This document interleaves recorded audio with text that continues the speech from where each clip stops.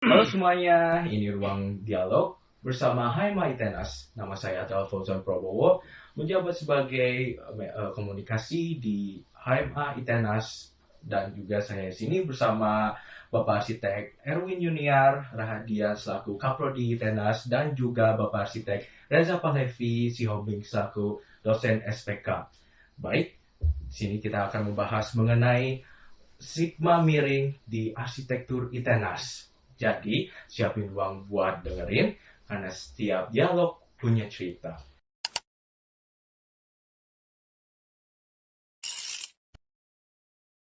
Baik, nah untuk masuk langsung ke topiknya ya.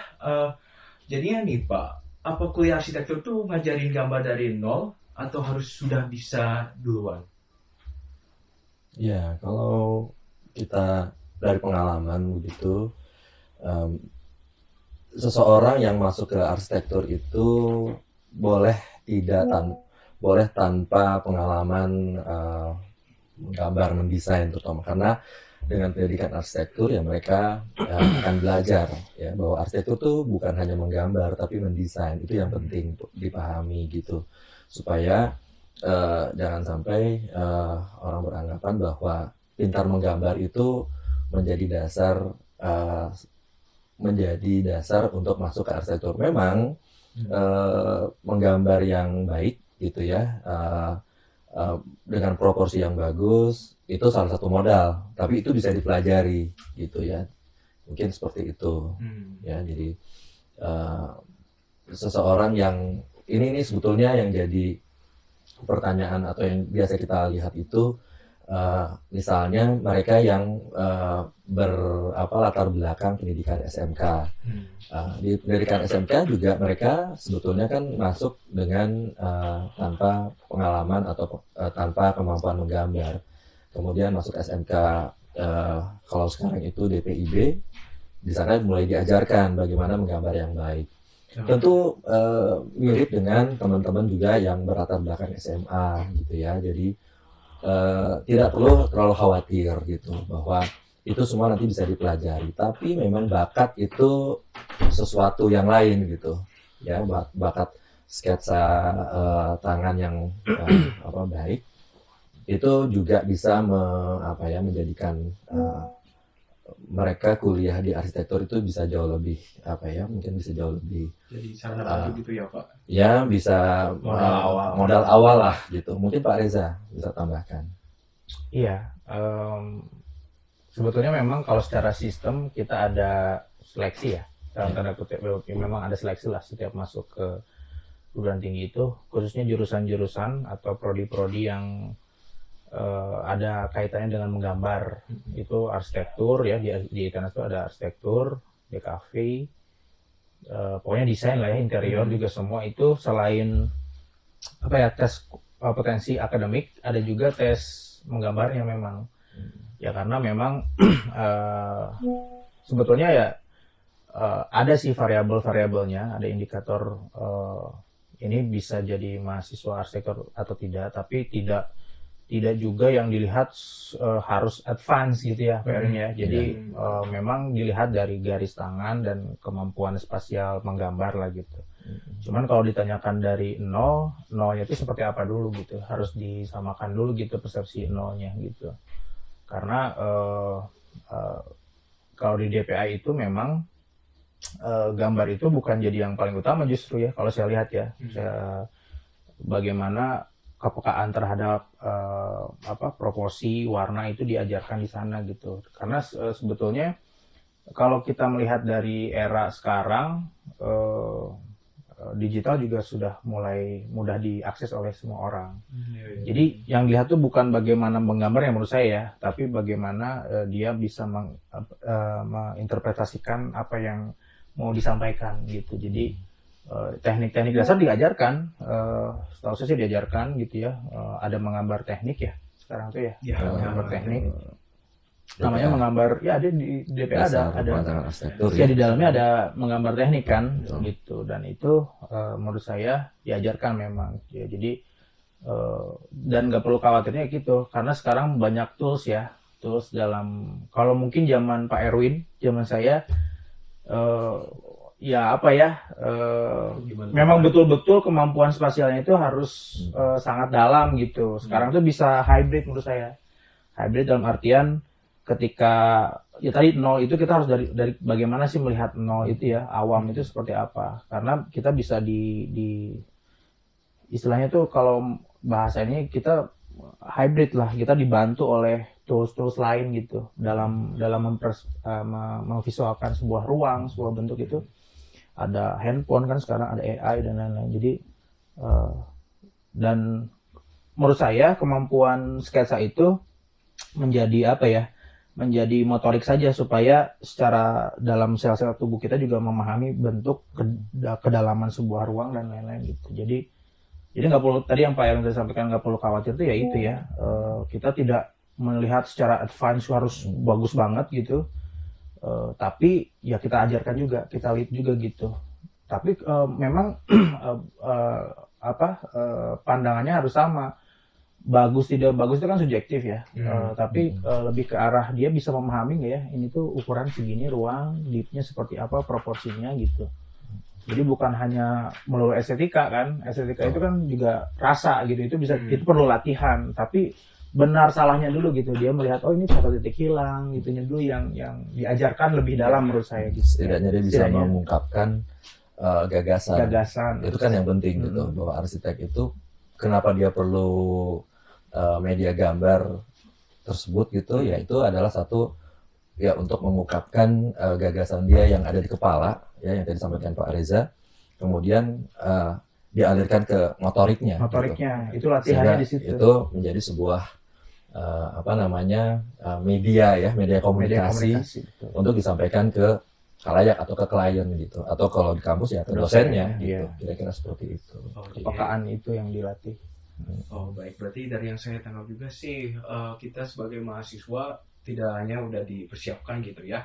Mungkin bagi beberapa mahasiswa itu backgroundnya pasti beda-beda gitu. Mungkin ada yang menurut mereka itu seni itu semestinya gini dan semestinya gitu. Tetapi di sini tuh berarti sudah dipersiapkan kan ya untuk mengikuti bagaimana arsitektur itu dan bagaimana arsitektur desain. Nah, mungkin karena ini di daerah seni ya, dan pasti untuk menentukan suatu bangunan itu kita harus menghitung. Nah, berhubungan dengan menghitung, apa kalau misalkan kita nih ya sebagai siswa yang mau masuk prodi arsitektur itu harus jago matematika dan fisika, bagaimana itu Pak? Ya, matematik itu kan basic sebetulnya ya, orang ini fundamental banget lah. Bahkan orang dalam hal bukan arsitektur ya, dalam hal keseharian aja dia harus tahu kalau dia beli sesuatu bayar sekian, kembaliannya berapa gitu. Jangan sampai asal ambil terus nggak dilihat. Nah, di arsitektur itu yang unik adalah perhitungan-perhitungan itu bisa dijabarkan ke dalam proporsi. Ya, memang sih nanti akan ada misalnya kalau yang teknis banget dia menghitung misalnya yang paling sederhana membuat skala dalam penggambaran. Nah, skala itu kan dari skala bangunan yang 1:1 itu paling nggak logika dasar untuk membuat skalanya menjadi gambar di ukuran kertas A3 itu kira-kira masuk dengan skala berapa gitu. Nah, itu memang yang masih menjadi dalam tanda kutip kesulitan bagi sebagian mahasiswa gitu ya, yang secara konsep konsep matematiknya itu masih belum paham, salah konsep gitu ya, bukan perhitungan. Jadi itu kan sebenarnya perbandingan aja. Kalau misalnya di dunia nyatanya adalah 1:1 gitu, 1 meter, kemudian dia akan tuangkan ke dalam 1/100. Itu berapa sih yang harus dia gambarkan di situ gitu, dan bagaimana istilahnya itu menyampaikan gitu. Jadi ini skala 1/100 ya memang 1 meter tetapi digambarkan jadi 1 senti misalnya, atau dalam 150 1 meter digambarkan dalam 2 senti. Nah kan seperti itu tuh sebetulnya sederhana banget gitu. Jadi itu yang paling basic gitu ya. Nanti berikutnya barangkali ada juga mereka harus nanti di tingkat selanjutnya gitu ya. Misalnya kita juga bekerja berdasarkan standar misalnya gitu ya. Maksudnya standar tuh begini, ketika satu ruangan itu untuk 1 orang, misalnya paling sederhana aja misalnya ruang sholat lah misalnya gitu ya. Ruang sholat itu ukuran sajadah misalnya ya 90 atau 120 kali 60 cm. Itu untuk satu orang atau 0,6 meter persegi. Kalau dia akan membuat kira-kira 100 orang, daya tampungnya itu dia harus perlu ruangan seberapa besar. Misalnya seperti itu kan. Itu berkaitan dengan standar-standar ruang dan sebagainya, itu juga ada perhitungan-perhitungan yang sebenarnya sederhana kok, nggak rumit-rumit amat gitu. Tidak menghitung menggunakan apa misalnya diferensial mungkin ya. Nggak sampai ke situ lah gitu. Ya. Jadi apa namanya, mungkin nanti ada lagi yang lain perhitungan-perhitungan di tingkat tertentu, apa ya, misalnya mata kuliah fisika bangunan. Memang ada perhitungan-perhitungan, tapi itu semua juga akan diberikan dari basic sampai mereka menjadi lebih kaya, lebih mahir. Namun demikian saat ini juga sudah banyak tools ya yang membantu juga gitu. Misalnya kalau dalam mata kuliah tertentu tadi misalnya fisika bangunan, dia menghitung kuat cahaya. Tapi sekarang sudah ada aplikasi yang bisa membantu untuk menerjemahkan luas ruang, kemudian ketinggian bangunan tertentu, plafonnya. Nah, sehingga dia butuh ruang dengan berapa besar, berapa kuat cahayanya, lalu dibagi ke sekian jumlah lampu, ya sudah dengan tools sebetulnya. Tapi basicnya secara filosofi harus bisa dipahami gitu kira-kira. Itu kaitan dengan matematik. Fisika juga ada kaitannya dengan itu juga gitu kan sebetulnya. Fisika yang penting itu mungkin kalau calon mahasiswa dulu waktu di SMA pernah belajar mekanika. Mekanika itu vektor dan bahwa itu akan digunakan pada saat kita belajar tentang struktur gitu. Kan prinsip-prinsip dasarnya aja ketika posisi posisi suatu benda dalam keadaan miring, dia cenderung akan jatuh ke arah mana. Itu kan sebetulnya logika fisika sebetulnya yang dipakai. Nah, logika itu juga bisa kita manfaatkan atau bisa diadopsi ke dalam logika struktur bangunan gitu. Ya kan, nggak mungkin satu bidang tertentu yang cukup panjang misalnya dibebani terlalu berat gitu, akhirnya dia akan runtuh juga misalnya seperti itu ya. Nah, itu kaitan fisika dengan matematik, tapi kita nggak ada kimia, jadi sebetulnya aman gitu ya. Tadi hitungannya gitu. Gimana Pak Reza sendiri ya? Saya tuh pernah sampaikan juga ya di beberapa ada wawancara dan di kuliah. Arsitektur hari ini tuh memang beda dengan arsitektur lampau ya, sekolah arsitektur ya. Dulu kan di zaman saya tuh masih teknik arsitektur, sekarang udah tekniknya udah dihilangkan gitu ya. Masuk desain. Tadi menyambung apa yang Pak Erwin sampaikan, memang kalau mau dilihat sekarang itu arah arsitektur itu memang sudah lebih banyak menyelesaikan masalah-masalah sosial gitu.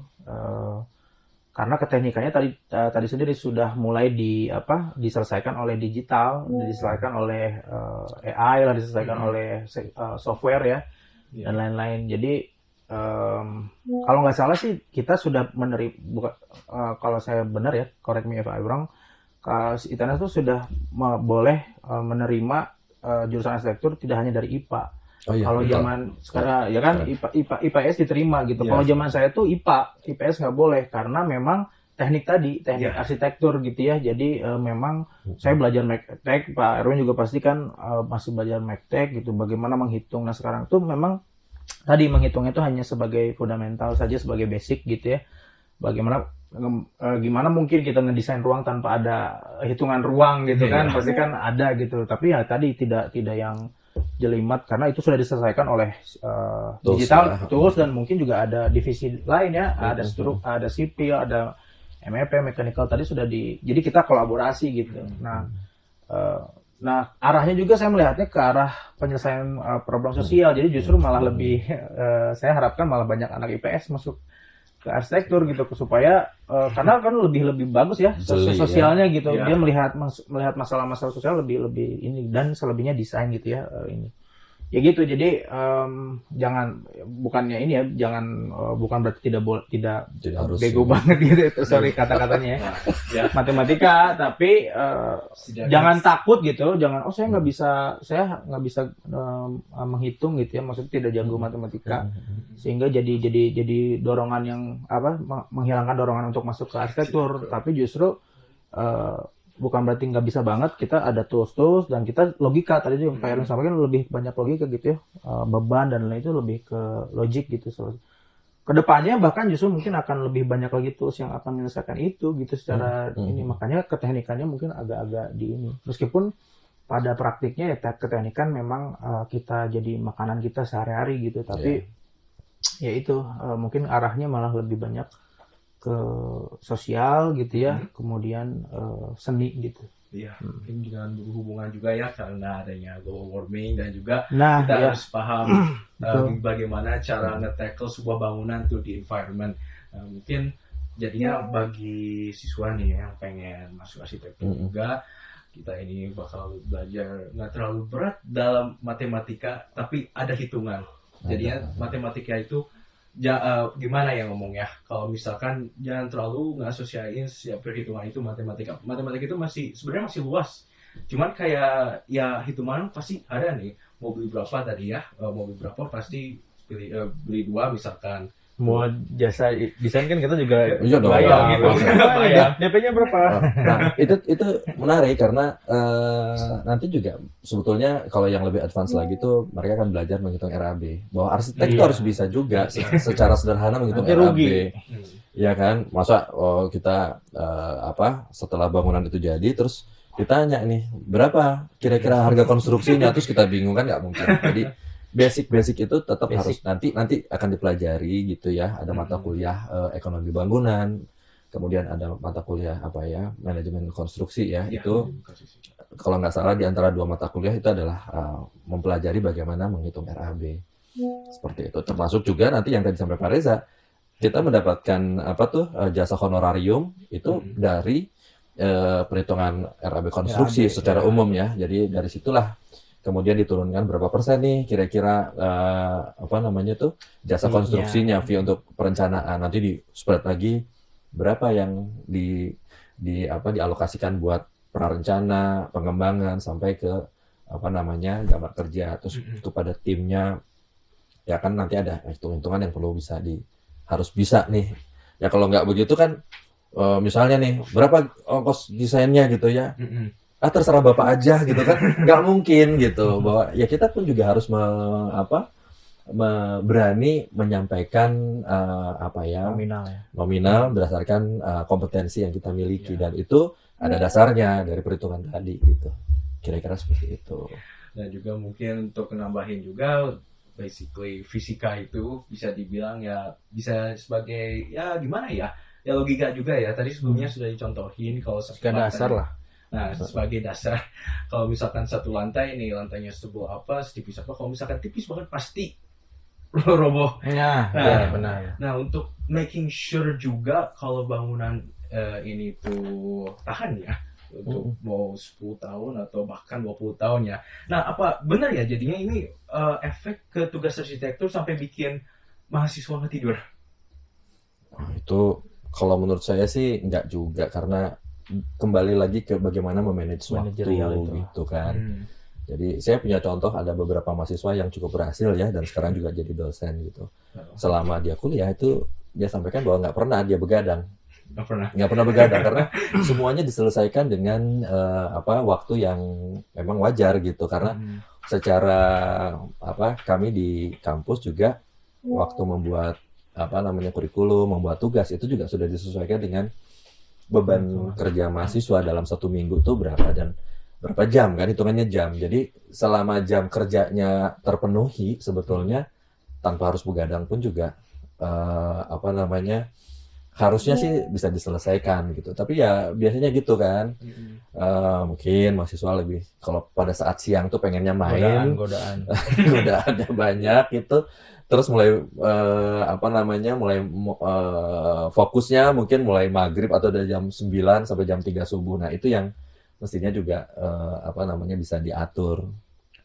Tapi ya jangan istilahnya tuh kami dosen pun juga kadang-kadang juga dikejar deadline.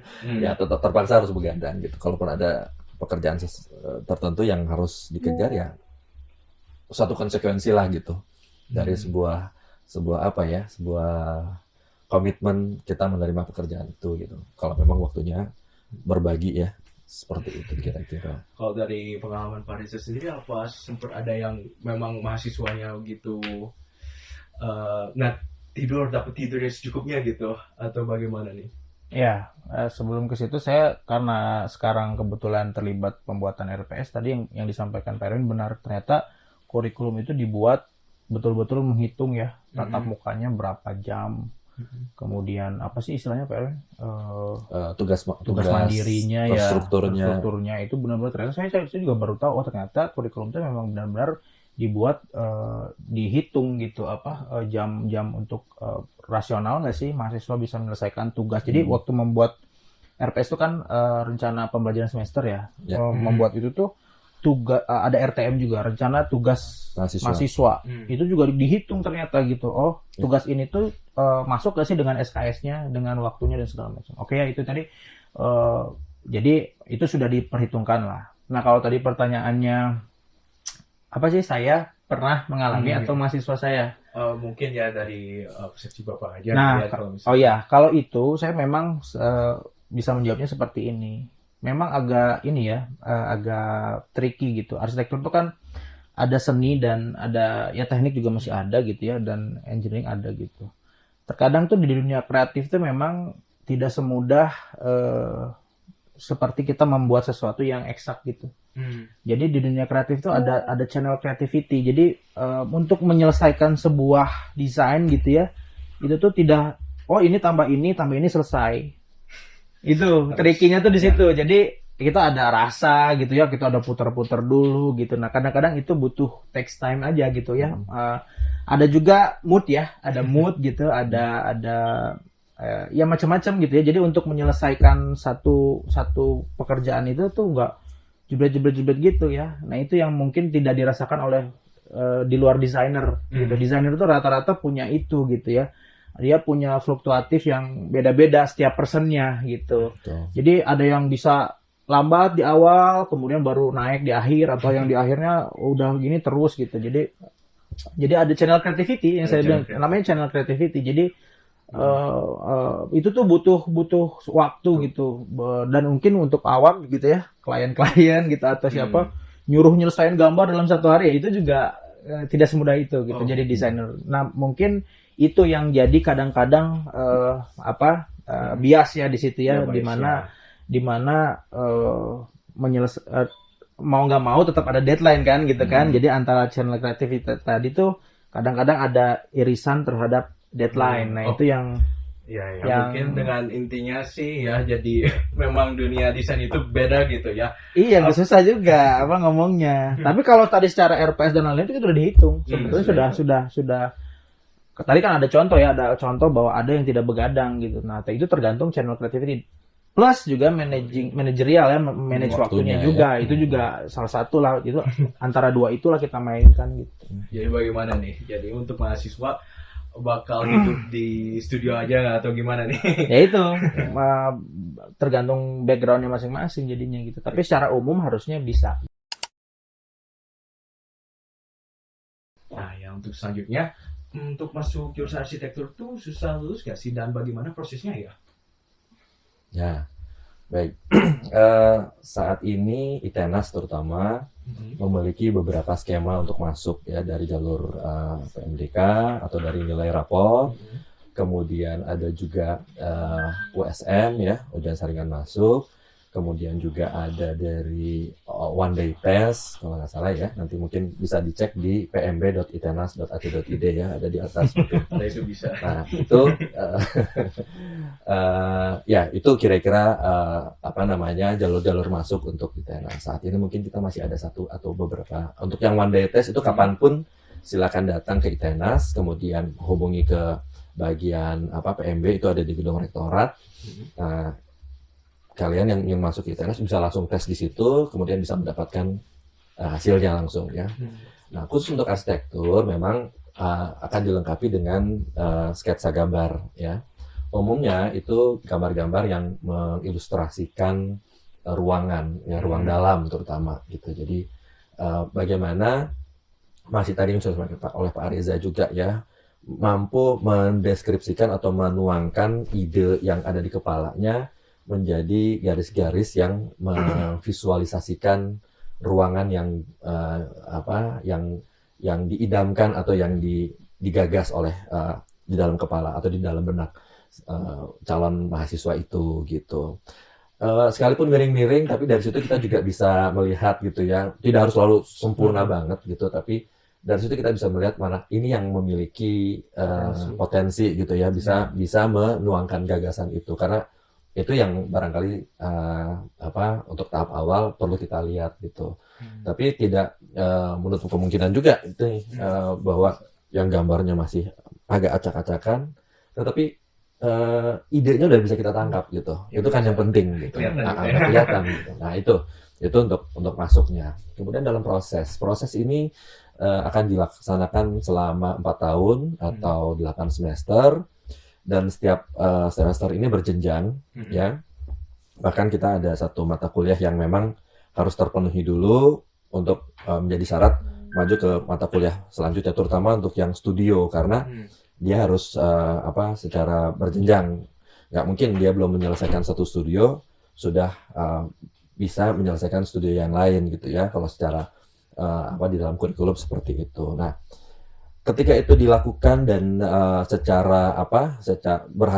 diselesaikan per semester secara baik gitu, tidak menutup kemungkinan mahasiswa ini akan lulus tepat waktu, pas di semester 8 akan lulus gitu. Gitu.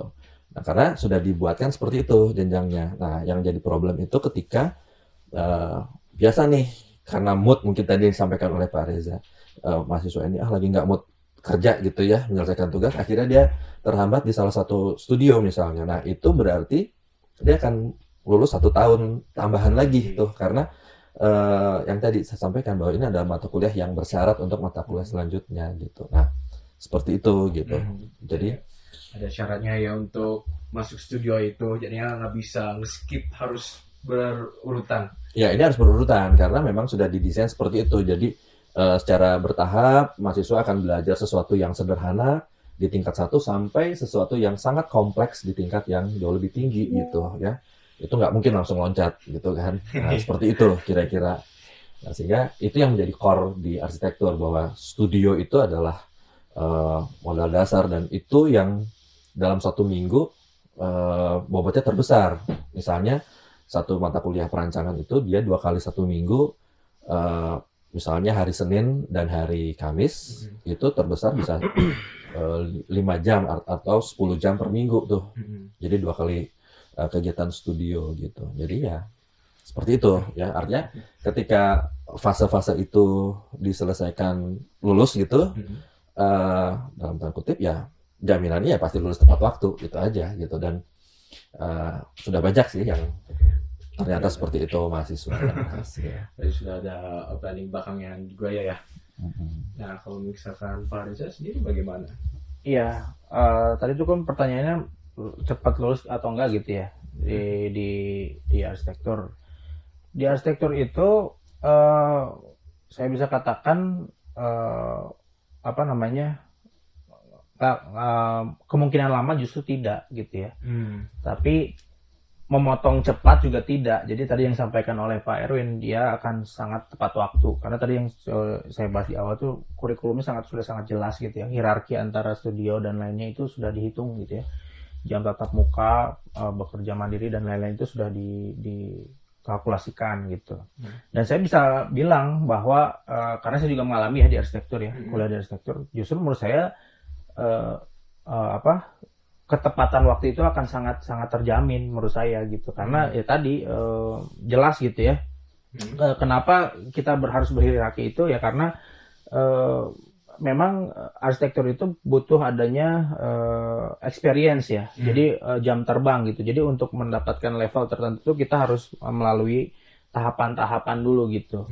Dan ya ini persepsi saya ya terhadap prodi lain itu justru lebih kompleks menurut saya, meskipun tidak ada hierarki itu, tapi gitu ya banyak gitu ininya gitu. Tapi di arsitektur menurut saya sih, kalau kita tadi sesuai dengan RPS yang sudah ditentukan dan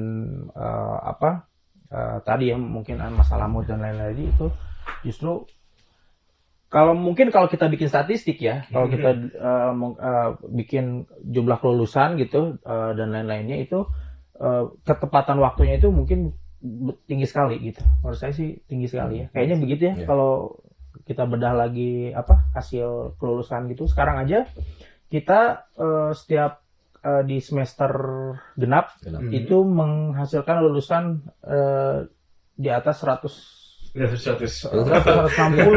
120 gitu setiap semester itu. Jadi kira-kira dalam satu angkatan itu gitu ya, katakanlah 100%-nya 90%. 90% itu pasti akan lulus tepat waktu. Gitu. Jadi ketepatan waktunya itu. Nah, karena memang tapi kalau cepat sih enggak gitu ya. Lebih cepat nggak mungkin karena tadi ya bertahap. Nah ini juga yang jadi dalam bentuk seolah-olah ya itu metode pembelajaran yang kita lakukan itu seperti pada saat di dunia nyata gitu, bahwa setiap tugas itu punya konsekuensi waktu gitu. Tahap ini harus diselesaikan berapa lama, tahap ini berapa lama gitu ya. Nah itu di dunia nyata, di konsultan itu juga terikat oleh waktu yang seperti itu gitu. Nah, jadi pembelajaran yang kita coba desain itu yang merupakan pembiasaan ketika nanti mereka masuk ke dunia nyata gitu. Oke, itu berhubungan dengan pertanyaan selanjutnya ya. Nah, apakah proses ini yang mungkin tergantung juga cepat atau enggaknya itu cukup untuk menyiapkan mahasiswa masuk ke dunia kerja? Saya kira sangat cukup gitu ya, bahkan mungkin bukan mungkin, saya bisa menjamin sih sebetulnya gitu ya, mahasiswa yang kuliah di arsitektur ITENAS ini, apalagi kalau kita lihat yang sekarang lulus dengan tepat. Jadi pertama pembiasaan dari sistem kerja nih, mereka terikat pada satu time frame waktu tertentu. Nah pembiasaan itu ketika mereka di dunia nyata itu bisa diaplikasikan misalnya di proyek misalnya ya, atau di konsultan, itu kan sangat terikat sama waktu. Bisa lanjut aja, gimana nih untuk peluang kerja di arsitektur? Ya, untuk lulusan sarjana arsitek. Sarjana arsitektur dengan gelar SR sebetulnya tetap punya peluang bekerja pertama ya satu kelompok pada core bidang arsitektur, engineering atau construction ya, AEC gitu ya. Nah, jadi peluang di situ tuh cukup besar gitu ya, bahwa dia bekerja di konsultan bisa sebagai asisten pemula arsitek. Asisten pemula arsitek, karena lulusan S1 arsitek adalah kompetensinya adalah sebagai asisten pemula arsitek.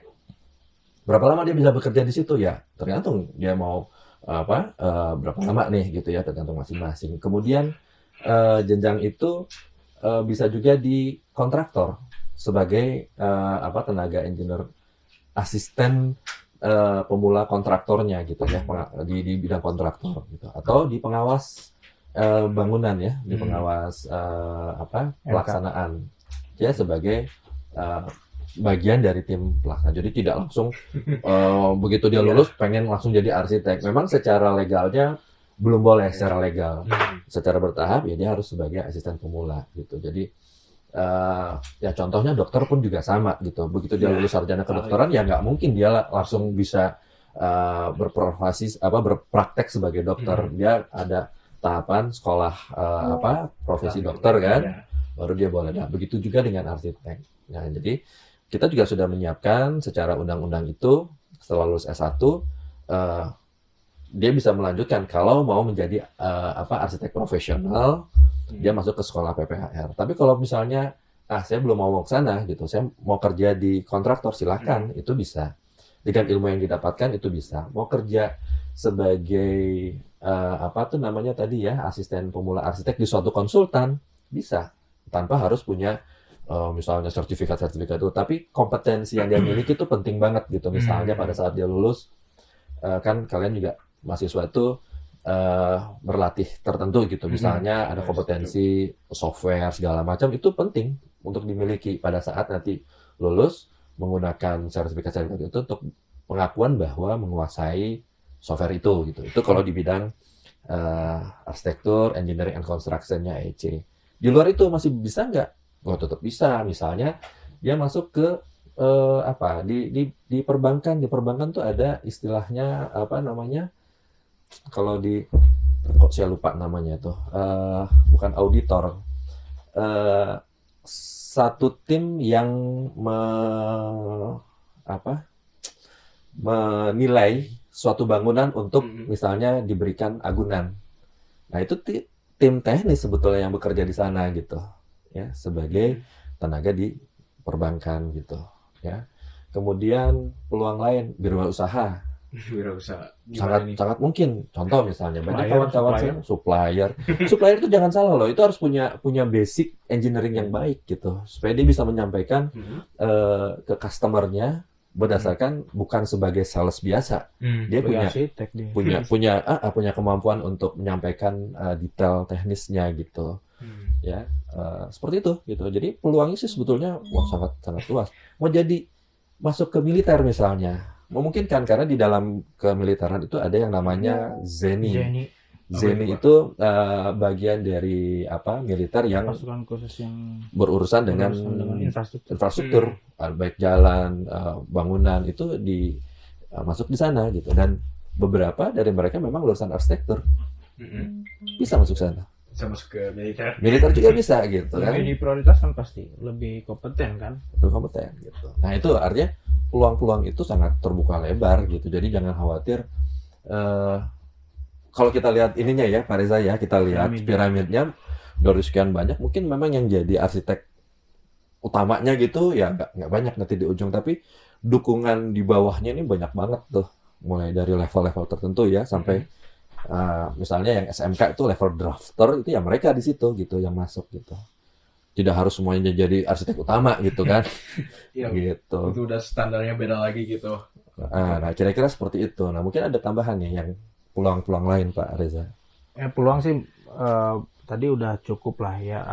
Saya ada juga lah banyak yang lulusan arsitektur yang tidak jadi arsitek atau dia berkecimpung di dunia arsitektur tapi tidak menjadi arsitek juga banyak. Karena secara legalnya pun ya, kan sebetulnya dibuatkan undang-undang ini tuh sebetulnya melindungi hak para arsitek juga gitu karena sekarang bermunculan tuh jasa-jasa yang ilegal ya dalam tanda kutip ya. Di TikTok aja saya kemarin nemu gitu, dia bisa jual harga perancangan sekian-sekian. Nah itu yang dikhawatirkan, itu payung yang melindungi arsitek. Jadi, tapi ya betul, itu fenomena yang terjadi gitu. Nah tapi kalaupun sampai anggaplah tadi kelulusan ya, kalaupun dia habis lulus terus sampai dia mau akhir hayatnya jadi arsitek juga bisa aja, tapi tapi tetap bekerja di arsitektur itu bisa karena secara legalnya misalkan sebuah firm atau biro itu ada satu arsitek, di bawahnya adalah arsitek desainer, itu masih diperbolehkan karena kan nama arsiteknya yang bertanggung jawab prinsipalnya. Tapi kalau misalkan di bawahnya tidak mau jadi arsitek tapi dia bekerja arsitektur juga boleh-boleh aja karena itu adalah satu firm yang satu gitu. Sama tujuan gitu. Tujuannya yang penting ada satu legal yang diselesaikan di konsultan tersebut misalkan. Nah di sisi lain misalnya juga ASN. Oh iya, bisa dijelaskan lagi nggak Pak? Oh jelas di ASN tahun ini diminta jurusan arsitektur berapa orang, sipil berapa orang, itu udah jelas. Betul. Ya itu, jadi dia masuk ke sana memang dengan latar belakang arsiteknya. Misalnya teman-teman staf di ASN yang misalnya di tata ruang, ya itu harus arsitek atau planologi gitu kan, nggak mungkin staf yang lain yang ada di sana yang paham lebih jelas tentang bidang kerjanya gitu kan. PU-an ya, PU dengan misalnya di Cipta Karya yaitu urusan bangunan gitu atau di urusan perumahan gitu ya, itu juga yang mau nggak mau ada arsitek yang harus bekerja di sana gitu. Developer bisa, ya kan? Owner bisa. Jadi owner gitu. Bahkan lebih menguntungkan jadi owner kalau kita tahu gitu ya. Bagaimana caranya ya untuk dari sana sini di dalam sistemnya gitu. Nah, gitu. Jadi itu gitu. Saya kira yang suka dengan matematik balik lagi nih. Misalnya mungkin saja desainnya dalam tanda kutip kurang bagus, tapi dia menguasai bagaimana membuat RAB yang baik. Dia bisa jadi konsultan RAB loh. QS-nya. Itu penting banget tuh di lapangan, yang menilai si bangunan itu Jadi ini bisa optimal gitu ya. BIM apa? Oke. Di modeling ya. Di bagian lain tuh ya kita belajar BIM. Mulai dari BIM modeler, koordinator sampai BIM manager. Banyak gitu. Itu tuh bisa bagian dari ilmu arsitektur yang tentu dengan belajar lagi ya, lagi, ikut kursus lagi atau ikut pelatihan lagi, dia bisa menempati posisi itu. Ya, komunikasi kan yang penting nih. Misalnya ketika kita suatu proyek itu melibatkan lebih dari 2 pihak gitu, ya harus mampu mengkoordinir itu gitu. Dia tidak merancang, tapi dia mengkoordinir pekerjaan itu gitu, pada satu tahap. Animator tuh banyak. Oh iya, saya juga kalau nggak salah sempat ngelewat ada lulusan dari situ yang jadi ilustrator di sebuah industri komik. Pak itu bukan Osada. Banyak. Kalau yang di sana siapa namanya? Yang di Singapura kok saya lupa. Wah, itu banyak sih. Termasuk yang Marvel. Ya, ada. Marvel. Nanti saya coba cari dokumennya ya. Waktu itu pernah kita undang kok untuk acara apa?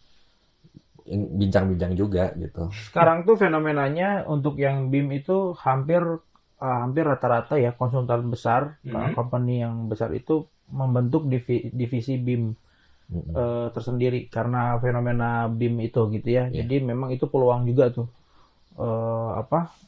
Ya karena pola kerjanya kan sudah terbentuk ya, mungkin ada desainer yang perlu nggak mesti harus menggambar secara detail dulu, kemudian akhirnya dia daripada melemparkan ke ini akhirnya dia bikin divisi dan itu hampir semua konsultan sekarang punya divisi. Kalau dulu tuh ada divisi khusus ilustrator. Iya.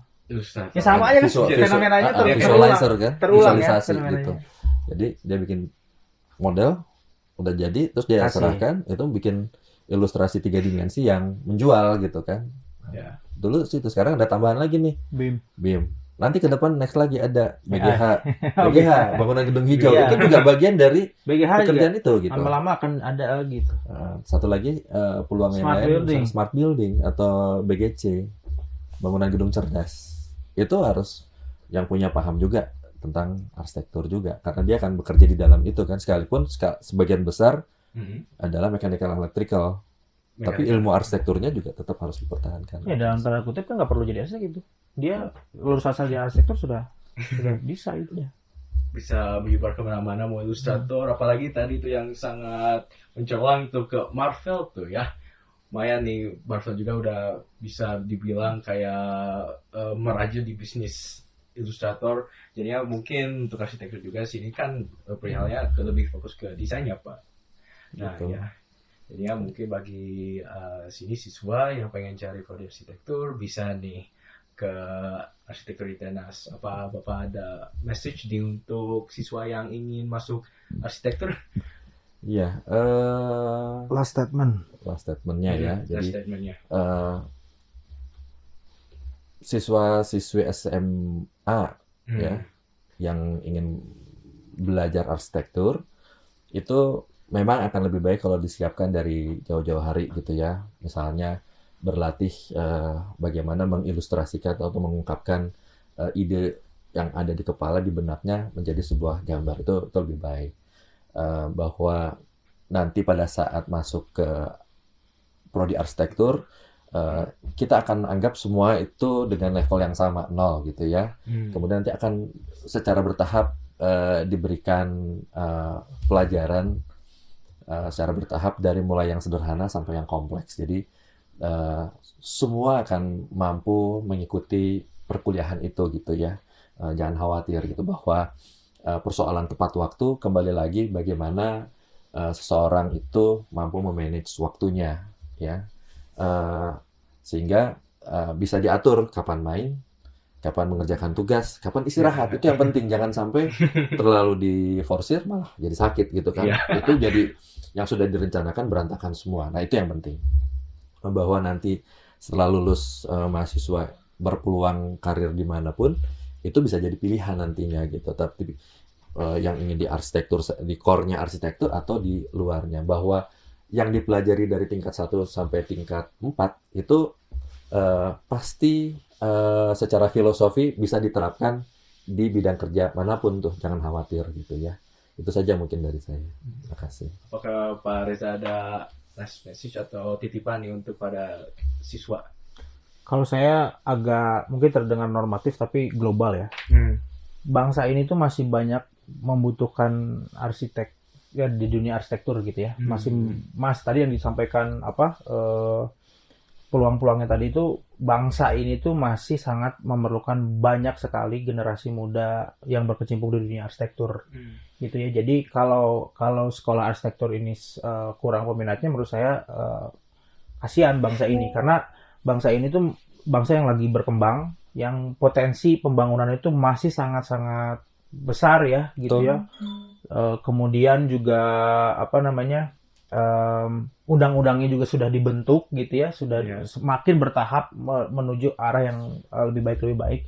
Jadi momentum ini tuh justru menurut saya jangan dilewatkan untuk ayo teman-teman bersama-sama, saya normatifnya gitu ya, bersama-sama membangun bangsa ini gitu ya, supaya menjadi lebih baik, khususnya supaya dunia arsitektur ini lebih dilihat gitu, oh ternyata arsitektur seperti ini, oh ternyata lebih warganya juga lebih aware terhadap arsitektur gitu. Karena urusan-urusan lain kan sudah mulai satu persatu bangsa ini selesaikan ya, kesehatan dan lain-lain gitu. Nah, arsitektur ini ayo bareng-bareng kita bangun gitu ya, untuk arsitektur yang lebih baik kan gitu ya. Nah, itu jadi ya kami membuka pintu lebar, ayo kita bersama-sama membangun lah negeri ini gitu, dimulai dari pendidikan ini gitu. Mungkin itu ya. Oke, berarti ya bagi kalian juga yang ingin ikut mengambil aksi dalam membantu lingkungan kita sini ya, mau dari segi environment atau mau dari segi technical, design, atau juga kepuasan masing-masing, kita bisa lihat nih di jurusan arsitektur yang sudah mencakup banyak hal, mau dari gambar, mau dari ya pemahaman lainnya. Dengan itu ya semoga kalian bisa pilih ya mau jurusan apa, karena ya mau jurusan apapun juga, terutama di arsitektur itu sudah men-tackle beberapa hal yang bisa bermanfaat untuk di environment ini ya, atau di lingkungan ini, terutama di lingkungan Indonesia. Nah ya, oke, thank you buat kamu yang sudah dengerin. Kalau kamu merasa episode ini bermanfaat, jangan lupa like, comment, share, dan follow podcast Ruang Dialog di platform favorit kamu, karena setiap dialog pasti punya cerita. Terima kasih.